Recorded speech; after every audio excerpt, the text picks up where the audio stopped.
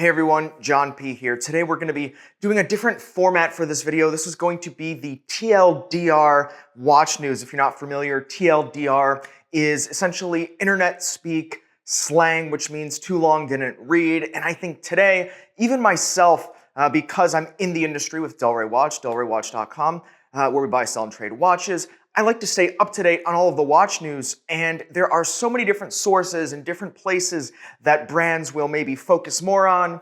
Some micro brands are more covered in certain publications as well, and there's different kind of focuses on all these places. Sometimes there's a bit of a bias.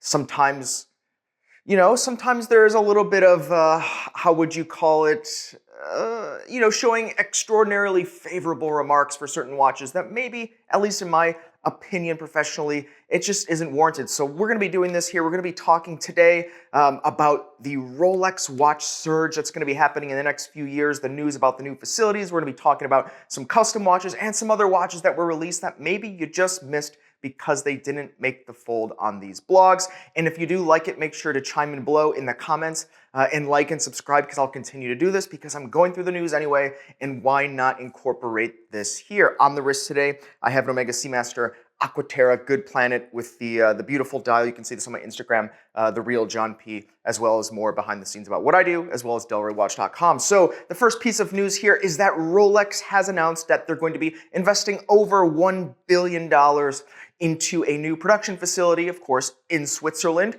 This is going to be taking off in 2029. They hope to actually have the facility fully functional and working. Rolex sells about, or produces about, just north of 1 million watches per year, it's estimated. So there's going to be a serious increase in production, and they are looking, based on their own statements, to keep up with demand. In addition, in the meantime, there are going to be 3 facilities that are going to be starting to be opened, starting in probably late 2024 and leading up until 2029, where there's going to be, essentially workshops that are going to be producing the Rolex watches, notably some of the more gem set and special watches, but not more than that has really been released. This means so much for people that are waiting perhaps to get a Rolex. I think in the future, talking up until 2029, we might see certainly an increase in production, but maybe even be able to find the watch that you're looking for at retail. I know there'll be many people that want to chime in about this in the comments below. Also, I just have my laptop here off screen so I can kind of give you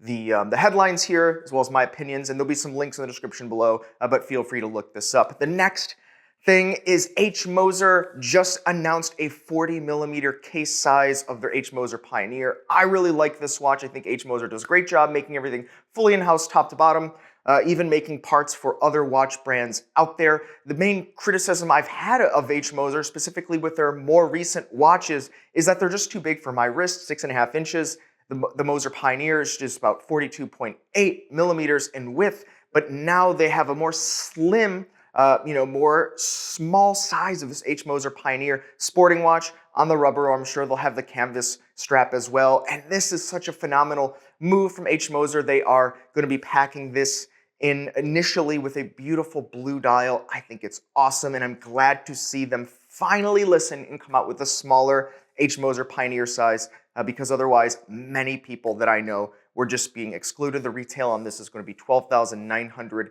US, and personally I'm looking into getting one. I think it looks like a phenomenal watch. Now next, IWC is coming out with a very interesting customization service where currently it's only going to be in Shanghai and Dubai.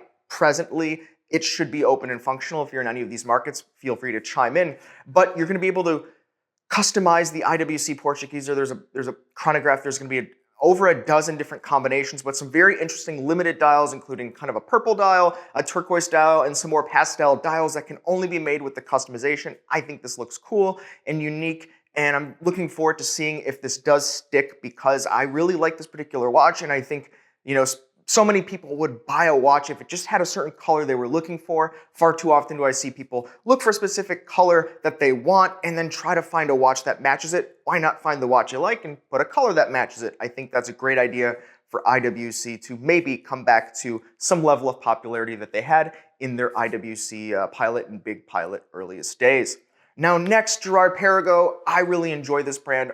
Old world brand, though, gone through many different hands and changes of ownership, as well as changes in the aesthetics of the brand and design. Though the Laureato is the integrated design that is stuck with it, originally coming out in the 70s as a competitor to the likes of the Patek Philippe Nautilus, Audemars Piguet Royal Oak, so on and so forth. We know the integrated, Genta or Genta-esque designs. Now, Girard Perregaux is taking use of their partnership with Aston Martin and making a ceramic watch in both 38 and 42 millimeters that is going to be borrowing the dial and the aesthetics from another Girard Perregaux Laureato Aston Martin collaboration that they announced, though it was in their larger absolute size, their thicker, more Hublot-esque type of flair, if you know what I mean. So now they have a more slim, traditional size with that modern dial. I think it's very cool. My only criticisms is that the watch is going to be between 24 and 25,000 depending on the size, and I think that's a little bit steep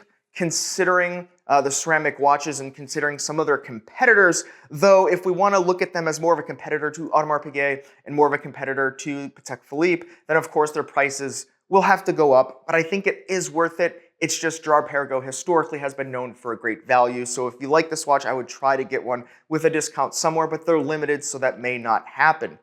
Now next, Seiko has been known for naming their dials, including the Grand Seikos, but naming their dials across the board in their product lines after different bodies of water, different mountains, different natural features, streams, tributaries, all of that, trees. Now they're actually putting the mountain, a picture of the mountain on the dial. They've run out of textures. Now they actually have to put the thing on the dial. And this is funny because I just made a comment in a previous video, but this is the Naomi Uemura limited edition SLA 069. I think this watch is pretty cool, but the reality is the price tag is just north of $3,000 US. So I think for a Seiko watch, a non-Grand Seiko watch, although be it from a higher end line from the brand, this is really pushing the envelope in my opinion. Very cool and interesting, unique and limited, but I think it is pushing the line and certainly encroaching on their own brand territory, Grand Seiko. Let me know what you think, comments below. Now next, I want to share with you Hamilton and what Hamilton has been doing. If you go to the Hamilton website, I think you'll be pleasantly surprised at some of the new offerings of watches that they have. They look to be even better of a value than they were just months prior, and the issue has always been them competing against micro brands that don't have that high overhead. Now we have something like the Hamilton Performer Auto Series, which truly looks great, comes in at that $1,000 price point of the watch or thereabout on a stainless bracelet. I think this is much more in line with competing against micro brands, and the designs, I feel they really tighten them up and come closer to what it seems like collectors really enjoy and want. So I'm excited to see what Hamilton does. Just wanted to share that with you because it's something that is a bit newer, but hasn't really been publicized. So check it out if you're looking for a watch in this range and it's a brand that you believe in. And last, I want to make note of a new Tissot PRX Powermatic 80. This is going to be with this turquoise dial or that baby blue or Tiffany-esque dial, if you want to call it. This is the PRX that many people were kind of chattering about. They had a smaller quartz size and a color very much like this, but now it's in the larger size with the Powermatic 80 movement. And thankfully enough for many of these PRX collectors, and there happens to be so many of them, even the guys at the office, they've all picked up one. They love this watch. It's such a great bang for buck watch. They now have rubber straps that are available, including mounted on some of the watches. They have announced that they'll be coming up with more colors very soon.